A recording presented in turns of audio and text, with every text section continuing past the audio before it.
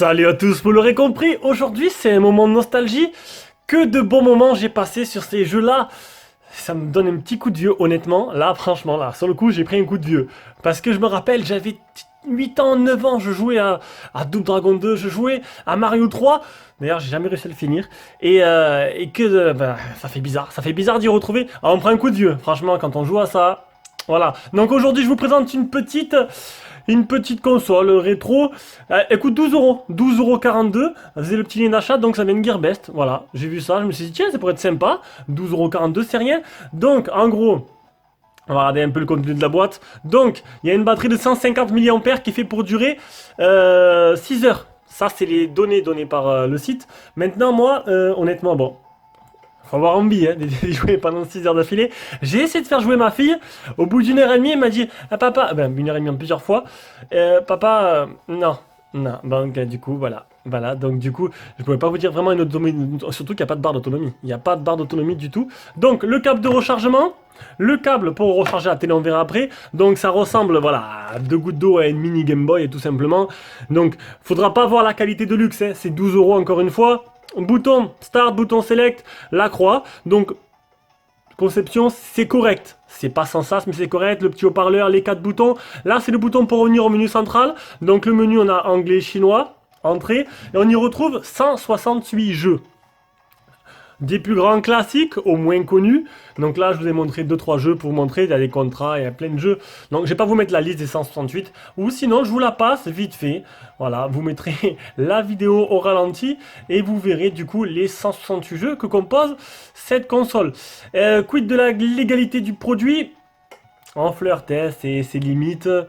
Bon, c'est vendu, bon ça vient de Chine, ça c'est sûr. J'ai vu une pub Facebook qui la vendait aussi. C'était assez marrant. Donc au-dessus, on aura on va baisser le son un peu. Clac. Donc là, de ce côté-là, voilà. C'est le haut-parleur. Pas un haut-parleur avec un son phénoménal, mais bon, voilà quoi.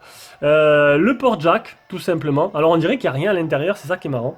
Bon, la conception, je vous l'ai dit, elle est très sommaire. Hein. Le port jack, le câble pour relier à la télé et qui fera aussi... Non, voilà, déjà je me trompe, il n'y a pas de port jack.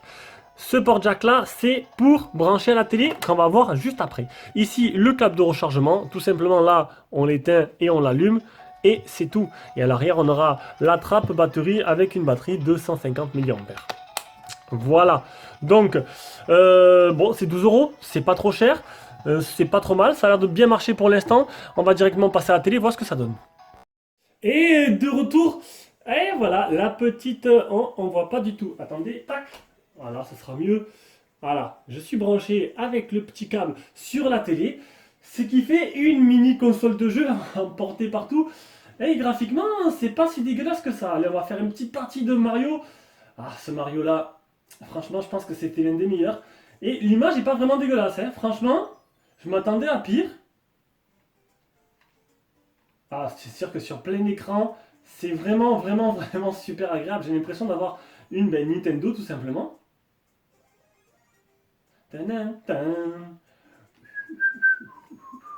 Vous le connaissez ce mot de passe, hop, ce petit niveau caché là, tac, derrière.